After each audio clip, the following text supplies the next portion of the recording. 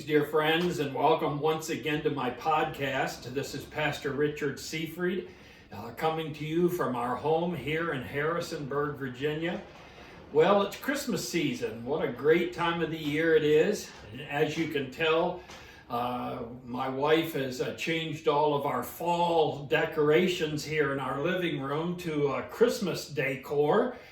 We even have our little Christmas teddy bear. It's all dressed up for Christmas here. And so I don't know if he's going to help me with some theology today or not. But at any rate, we just want to wish you and your family just a very blessed and happy Christmas. For the next 3 podcasts here in the month of December, I want to talk on one particular verse in the Bible, that great Christmas prophecy of Isaiah chapter 9 and verse 6. For unto us a child is born, and unto us a son is given, and the government shall be upon his shoulder, and his name shall be called Wonderful Counselor, Mighty God, the Everlasting Father, the Prince of Peace.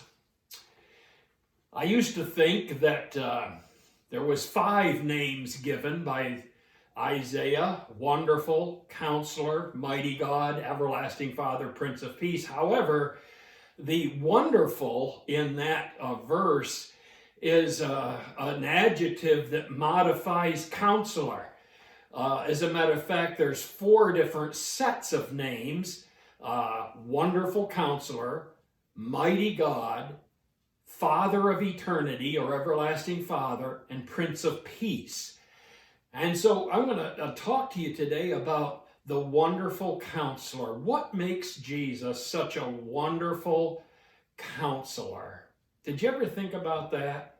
What is it about him that makes him, in the words of Isaiah the prophet, a wonderful counselor?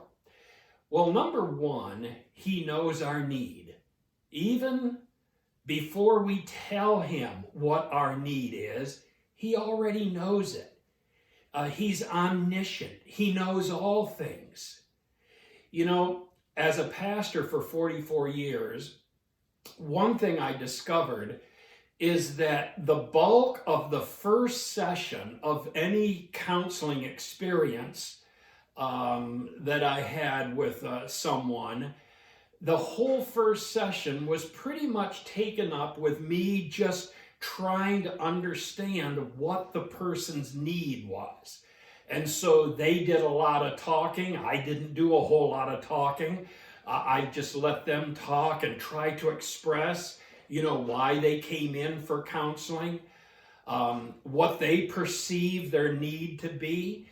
And so, that's such an important part of counseling. How can you ever find answers if you don't know what the problem is?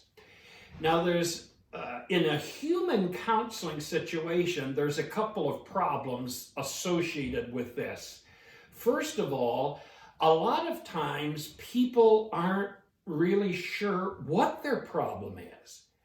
They're miserable, they're upset, they don't have any peace, and they'll be honest and say, I don't know what my problem is, but I'm miserable. I'm unhappy. My life seems to be going in the wrong direction. And quite honestly, I don't know what my problem is. And so that becomes very difficult in helping somebody when they are not able to express what their need is. Because as a human counselor, I don't know what their need is. But the wonderful thing about Jesus is that he knows our need before we even tell him. I love the words of that beautiful Christmas carol, O Holy Night. The second stanza of that Christmas carol, there's a line in there: he knows our need. Boy, how true that is. The other issue with people not knowing their need is this: sometimes they think they know what their problem is, but it's not really the root problem. In other words, they will share something with me that's more of a surface issue than it is a root problem. And so many times in a counseling format, the job of the counselor is to try to get beneath the exterior, beneath the supposed problem to what the real underlying problem is. Boy, that's true in so many counseling situations. And so, point number one, why is Jesus a wonderful counselor? Because he knows my need. Secondly, he listens to me. You know, the biggest fault of many counselors is they jump in too quickly with advice, with preaching at somebody, with a judgmental, let's say, opinion, before they really listen. It's so important for a counselor to listen. You know, David the psalmist, all through the Psalms, emphasizes the wonderful truth that our God is a God who listens. David said, he hears my voice. This poor man cried, and the Lord heard him and delivered him out of all his troubles. Psalm 34:6. Dear friend, he not only knows what our need is, but he listens. Now, it's important to know that we serve a God who hears and answers our prayers. He listens to our needs when we express those to him. And what a beautiful thing that is.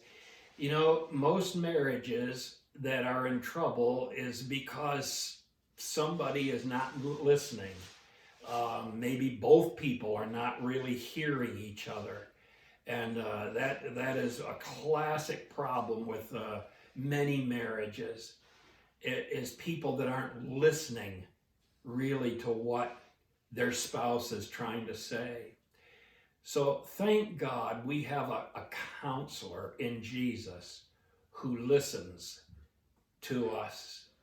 And we're going to pick up here next time. Actually, I'm going to give 6 qualities altogether. I covered the first 2 today, but 6 qualities of a wonderful counselor. And if you're a faithful follower of this podcast, you'll want to write the whole list down. All 6 of these qualities that make Jesus our perfect counselor. So have a good time getting ready for Christmas. I just trust that our thoughts will be on him. After all, it's his birthday. It's a time to celebrate what he did in coming to the earth to save us.